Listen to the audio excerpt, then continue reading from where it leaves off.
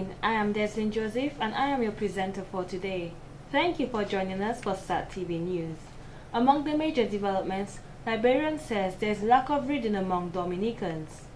Haiti embraces leadership of CARICOM. Pakistan militant Mullah Nazi killed in drone attack. And in sports, 4 matches on this weekend in second round of 2012-2013 DFA Lime Football League.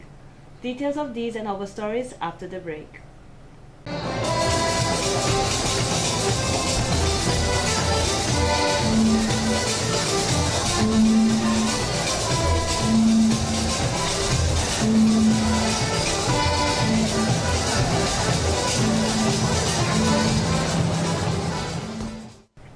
Thank you for staying with us. Now for the details of the news. In anticipation of the Motorbike Day carded for January 26, 2013, which will also fall on World Respect Life Day weekend, Parish Priest for St. Anne and St. Paul, Father Franklin Coffey, sets the public straight. Father Coffey understands that there are misconceptions and the public does not realize why this event is being held. He says part of the purpose for hosting this event is to remember those who have died due to motorcycles. Okay, people asking what is going to happen on that day. We are hoping that the student at State College will remember Lionel Pascal, 19-year-old, who died. It will be a year, will come March.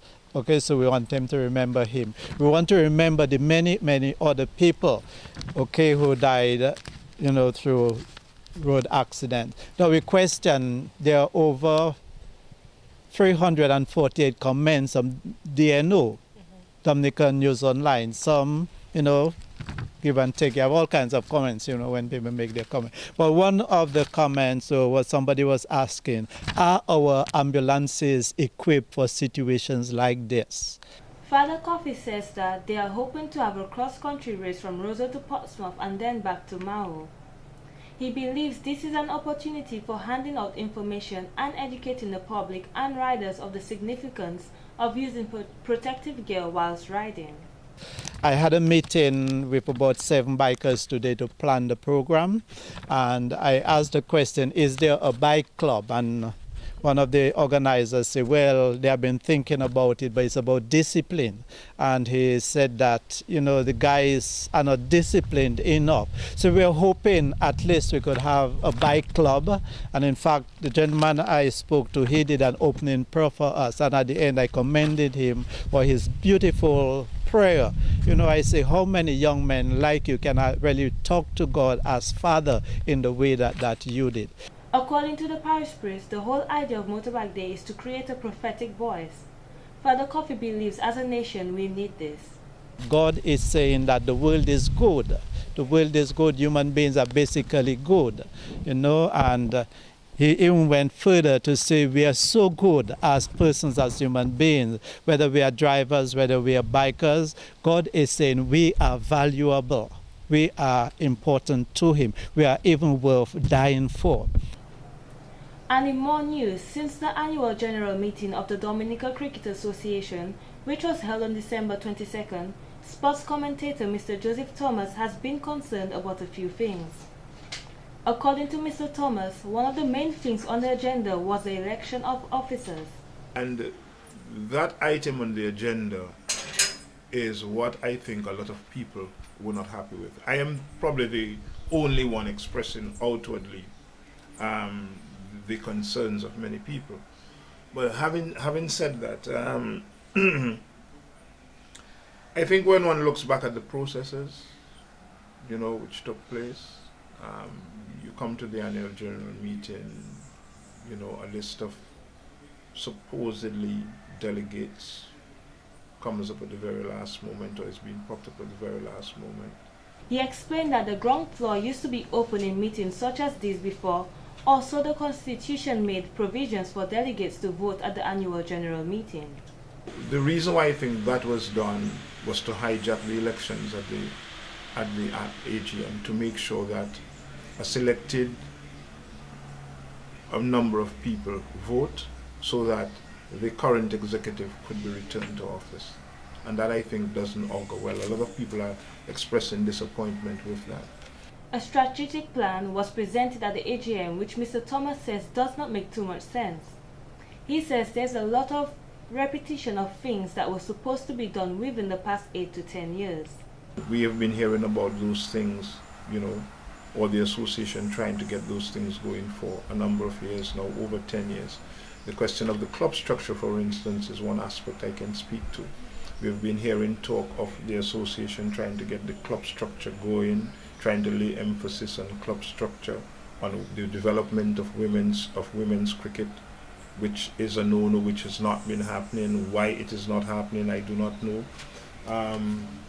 I don't think the association is interested in those areas, and far too much emphasis, I think, is given on men's cricket vis-a-vis or over women's cricket. Mr. Thomas says that the Cricket Association needs to get their act together as far as the development of cricket is concerned. The other thing that they have to pay attention to is the question of the club structure. Another thing is the question of developing young people. The association, I think, concentrates, or the executive of the association concentrates too much on trying to get re-elected rather than, getting club structures going, rather than getting the constitution going, rather than focusing on women's cricket, rather than focusing on developing a decent youth program. And I'm talking of a decent. They took credit. The president, in his report to the meeting, took credit for the work of the sports division with the under-19 and the under-17 program. Mention was made of an under-19 league which took place in 2011. However, the grassroots of our cricket comes from the school, which is supervised and organized by the sports division. And in more news, Science Officer at the Caribbean Community Climate Change Center, CCCCC, Mr. Otis Jocelyn, who is based in Belize, says the CCCCC is ready to combat climate change. Mr. Jocelyn says Caribbean governments and people need to take the issue of climate change very seriously, especially as we are faced with natural disasters such as flooding and hurricanes. With that, he says the CCCCC is playing a critical role in educating the people on how to live with these negative and adverse effects which are a result of issues relative to climate change. When we talk about community adaptive capacity, we have to look at what are within these communities that allow them to cope with these disasters. So one of the things that must be assessed is the adaptive capacity of the community. So you'll have to look at their knowledge, you have to look at probably what equipment they have and all these sort of things. And then we can see where, from the regional perspective, from the 5Cs perspective, where we can provide that help. Our help, however, although we can direct help to the communities, our help have to come through the formal channel of the government of Dominica. And therefore, any sort of assistance that we provide to various communities within Dominica to build climate resilience within communities have to come through that process. However, he said the CCCCC, as a regional institution, is willing and ready to provide whatever assistance they can to the various communities who are going to be affected by climate change for the next 100 years. He pointed out that all greenhouse gases which are present in the atmosphere for the next 100 years are going to be global warming will be here for that period of time. Mr. Jocelyn says the Caribbean Community Climate Change Center is established as a CARICOM entity and as such as mandated to assist all CARICOM countries to address the adverse effects of climate change. This can be done through either technical or financial resources. He says their major focus is on adaptation measures at the local, national, and regional level, and pointed out that Dominica is making strides in this area. The fact that you have a low carbon economy strategy already approved at the cabinet level is a major step. So you have a strategy, you have a foundation in which to move forward with.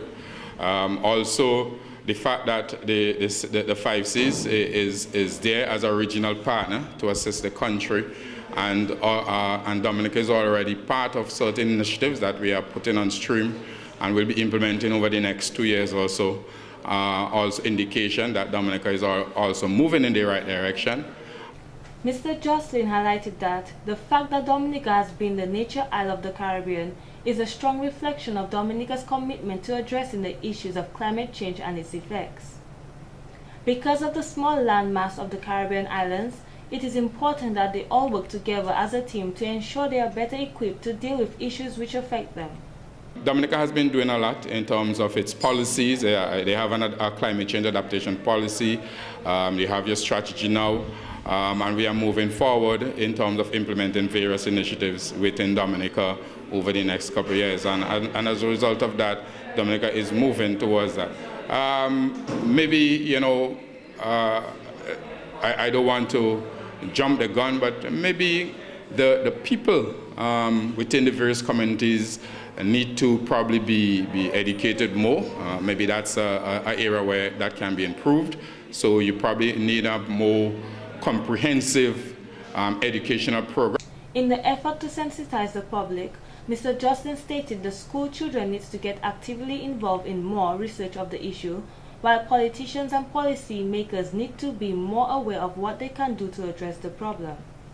He gives an example where in the past there would be a flood every 25 or 50 years, and now it is on an annual basis. He says this should be an eye-opener for us. At the end of the day, it's about economics, and climate change needs to be taken for what it is. It is a sustainable development issue with a very high economic cost if we do nothing. It is better for us to do things right now, to start to do things right now, to address some of the issues, to alleviate some of the problems, and as a result of that, that economic loss that we are going to fell down the road are going to be lessened. We do nothing at all, and that economic cost is going to probably drown us. So we definitely need to step up to the plate now, get our people educated, get our people empowered, get our communities educated, get our communities empowered. He said that a more forceful approach needs to be adopted to deal with this global issue. Reading is important. This is so that you do not isolate yourself in an ever-changing environment, but get to know what the current trends are while keeping in touch with technology and other advances in a fast-paced world. Remember that in a world where information has become abundant, there will be relevant and irrelevant information with regard to your particular situation. We should read more about aspects that allow us to exert influence and less about things we cannot control. Reading has become the predominant communication method, and through reading a business person is able to stay informed and communicate more effectively with the outside world. Big companies, corporations, and even the government now find it overbearing to produce newsletters in order to reach out to an otherwise unreachable public, keep abreast of each other's activities, and influence the market. However, Chief Librarian of the Roseau Public Library, Mrs. Dalvina Jones, is of the view that Dominicans need to read more than what is currently done. At present, the library is well stocked, especially when it comes to West Indian and Dominican information. We have a lot available, but we find that our students especially, they do not use it as much as they should or as much as we'd like them to. They come in for information almost only when they have projects or they have assignments. But there's a lot they could use even when writing their essays or doing just their homework. We have a lot of books that students could use. We have books for the juniors as well as the older people. And for some reason, Dominicans or we do not read as much maybe as we should. She says many people have strayed away from reading, which is a negative trend and needs to be reversed. Some of the contributing factors to this negative turn are the influence of television, video games, computers, and other factors which people spend most of their time involved in rather than reading. Mrs. Jones indicated that there is such a small group of regular clients taking advantage of books at the Roseau Public Library that they know very well. She says while it is good for those who visit the library for reading material, it is bad on the wider scale as it indicates that many Dominicans simply do not read or read as much as they need to. For what we have available is really unlimited. We stock up with everything. As soon as the books come out, we try to get, especially Dominican, West Indian, we try to stock up and things we think that students would need or people would need to know. And even when the books go out, you find that people keep their books so long. The good books, we lose them after they go out once or twice. And That is the position of the reading now in the library. A lot of stuff, not not high enough circulation. Our topics, our subjects are varied. You can come and get almost anything. Might not be as up to date as you want it, but we have books on. We try to have books on almost everything. The librarian pointed out that the students in particular and the wider public should certainly read more, as when we read it improves our knowledge, makes us better speakers, and enables us to speak on issues in a more informed state. She pointed out that there were times before when the regular readers would visit the library knowing exactly what they want and could discuss their favorite books and authors. However, this has declined and now people hardly even know what they want even when assistance from the librarian is present. We have done things like put out ads for people to join a book club, or just at certain times of the year when we have programs, outreach programs, we try to attract them, put down the books we think that they would be attractive to students that age, but we have not been very successful in getting them to. They come, yes, but as how long you can keep them. That's how been our problem, keeping them. She says the small groups of students who visit the library are 4th and 5th formers, especially during times of assignments and school-based assessments. The librarian is reminding Dominicans that reading feeds the brain, and the brain cannot work on an empty stomach, so we all need to read more. And in more news, Miss Sinead Nicholas is quite happy after welcoming her firstborn in the world on New Year's Day. Jamali John Jones was born at 6 a.m. on January 1st, making him the first newborn for 2013, weighing in at 7 pounds. The 22-year-old Nicholas was excited about her firstborn and says the experience was very painful. I'm very proud. I'm excited that he's here finally. I'm happy. I'm a mom right now. A little boy. Baby John Jules was set to be born on January 6, however, she had an early birth. The proud mother says she does not think she will do it again. And in more news, according to one security firm, the holiday season has been a relatively crime-free one. This comes from Mr. Paxton Parlow, an employee of Delta Force Security Service Unit, who worked this past holiday season to keep Dominican businesses safe. He says that business was good and he saw very few incidences where he needed to exert any force. He thinks that Dominica is a great place to work as a security officer. We had no interaction, no burglars, nothing major in the Christmas season. We work for the Chinese stores and Brands Max. We have a few other places we work for during Christmas season. It was quite good. We get good response from the public and for people who have to work for. We provide security with. Well. Delta Force Security Services Unit is a growing security firm in Dominica who are a group of young men who have military background and are looking to find gainful self-employment in these hard economic times. Mr. Parlow used the holiday season to sharpen his skills in security work in Dominica. He has also worked in the United States. I use it as a pilot program, I would say. That, show them that the hospitality and being polite to the customers and very observant in how they go about in the business and give a sense of security. Being a former scout, his motto is to protect property at all times. He wishes that more people would hire security officers for their homes especially. Mr. Parlow says burglar bars can also go a long way in securing one's home. I took it personally. And because of the last incident of the lady that died, if she had security, somebody looking out, at least, she would have been alive, or maybe have arrest a person or do something to protect her life. So we go about, doing the residential for now, try and provide a bit of security to the public. They are asking the public to help them in growing their business by having security for their homes or businesses. And in more news, Digicel sponsored $25,000 towards Stardom Calypso 10 2013. The check handing over was officially done at the launching of the Stardom Calypso 10 2013 on Thursday, January 3rd. This year, 28 to 29 performers moved on to the quarterfinals. A mix of veterans and newcomers are part of the action that will be held at the Cicero Hotel beginning on Saturday, January 5th.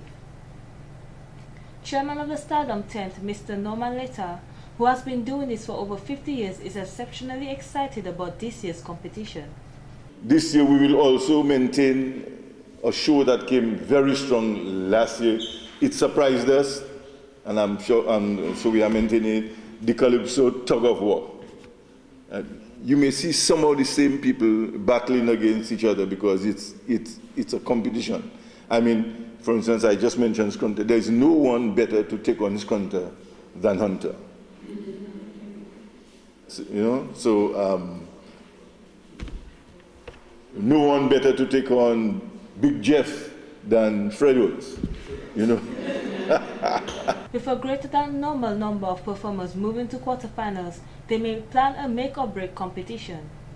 Events coordinator of the Dominica Festivals Committee, Mrs. Natalie Clark-Mead, thanked Mr. Letta for nurturing the tent for so many years.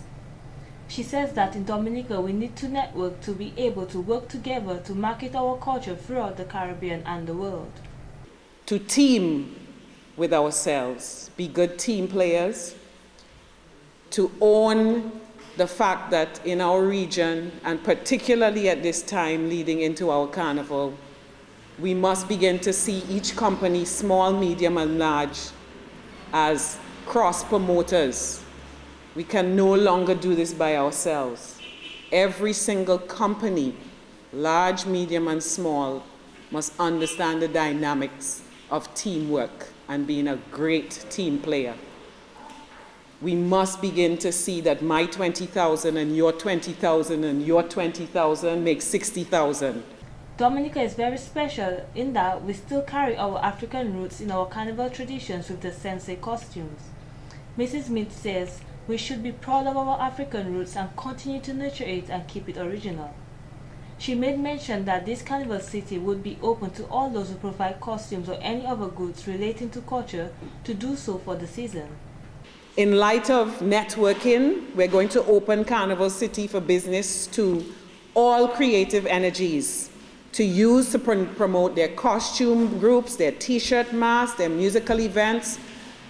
Whatever it is, that's what a Carnival City is supposed to be for. So when it opens on January the 19th, it is open for business to all creative sources in the Commonwealth of Dominica. Another main sponsor of the event is Belfast Estate, who is sponsoring over $10,000 to the event.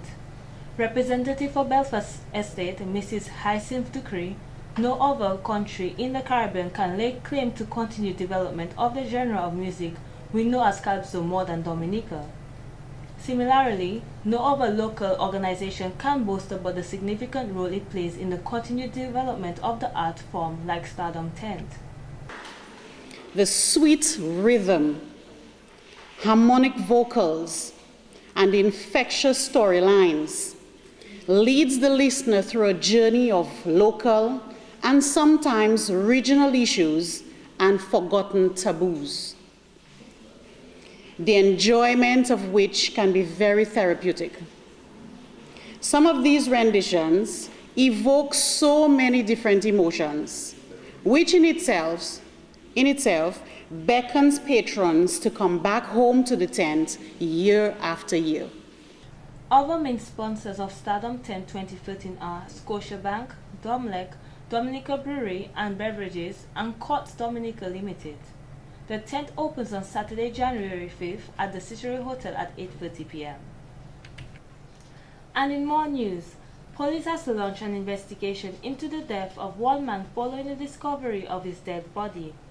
This investigation was launched when the decomposing body of 45-year-old Patterson Scotland was found in his house on Monday, December 31st, 2012. Police Public Relations Officer Inspector John Carbon stated that Mr. Scotland's neighbors filed a police report after he had not been seen for 3 days. They also indicated to the police of a stench coming from the house. The police officers next carried out the investigations. Upon arrival at Mr. Scotland's house, officers forced entry into the home and found him on his bed in a sleeping position. The body was then transported to the Princess Margaret Hospital, where he was pronounced dead on arrival by a medical practitioner. Mr. Scotland's sister reported to police officers that an illness could be the cause of his death, as he visited a doctor last week after complaining of breathlessness. A coroner's inquest has been ordered to determine the cause of the death, which will be followed by a post-mortem report. And in court tonight, Shannon Joseph of Hillsborough Street could consider himself lucky as he was bailed by his father Henry Joseph at the Roseville Magistrates Court on Thursday, January 3rd. Mr. Joseph was charged with grievous bodily harm after an incident which occurred on August 25, 2012 in Maho, where he allegedly wounded Mr. Craig Dublin. He was not required to plea as the charge is an indictable one. After making a passionate plea, his attorney Gina Dyer Monroe was able to persuade Magistrate Candia George to grant bail. However, before doing so, she warned Mr. Joseph to behave himself and keep a cool head. She also stated if he appeared before her for any offense, his bail would be revoked and he would be remanded at the Stock Farm State Prison. As part of the conditions of his bail, he was asked to surrender his passport to the court. He is also required to report to the Roseville Police Station every Monday and Friday between the hours of 7 a.m. to 7 p.m. Magistrate George ordered disclosure in the case to be made by March 31st, while the matter has been adjourned to June the 6th. In more court news, Princeton George of Portsmouth, one of the alleged robbers of the Marigot Credit Union, was denied bail and will have to wait until January 8th before another attempt for his bail can be made. George is one of 4 men who allegedly robbed the establishment of $36,851.45 on the 9th of March 2012. George and the other men stand accused of the attempted murder of Corporal Boycott Yankee, attempted murder of Inspector Oliver Frederick, and attempted murder of Corporal Hans Francis. They were also charged with conspiracy to possess one 28-gauge shotgun with intent to endanger lives, conspiracy to possess one submachine gun magazine with intent to endanger life, aggravated burglary with the use of a firearm on the Margaret Credit Union, and conspiracy to possess 9 rounds of 9mm ammunition. All the men pled not guilty when they were charged. Also denied bail on Thursday, January 3rd is Desmond Phillip, who is facing kidnapping charges following an incident on March 10, 2012, and has been remanded since. He joins Shirley Allen, Jan Bedminster, Kimon Beaupier, and Dylan Alexander, who were charged with unlawfully and forcefully kidnapping Dion Hakim Alfred and Leon Dopey Joseph. Joseph and Alfred were reported missing on March 11, 2012 by their relatives, and according to police, both men were last seen around 9 p.m. on March 10, 2012. The incident reportedly took place in Yampies, and to this day the whereabouts of the missing men remain unknown. Najaki Thomas, who was charged with possession of cocaine and possession to supply 7 kilograms of cocaine, stems from an incident in Massac last weekend, was denied bail when he appeared in court on Thursday, January 3rd. His attorney, Wayne Nordy, indicated to Magistrate Candia George this is the 4th bail application he has made so far for his client. He also presented a surety with land in the value of $150,000 in an attempt to bail his client. However, this was not sufficient, as Magistrate George set bail at $250,000 after the police prosecutor, Inspector Claude Weeks, stated to the court that the alleged cocaine has an estimated street value of $186,000. Thomas was arrested on Sunday, December 6, when the drug squad and task force conducted an operation in the community of Maho, during which a vehicle registration number PR466 attempted to pose danger to one of their vehicles. 2 tires of the vehicle driven by Thomas were deflated by gunshots fired by the police, causing it to stop. Thomas, who was the sole occupant of the vehicle, was arrested and the cocaine reportedly found. This has been the local segment of the news. Coming up next, regional highlights.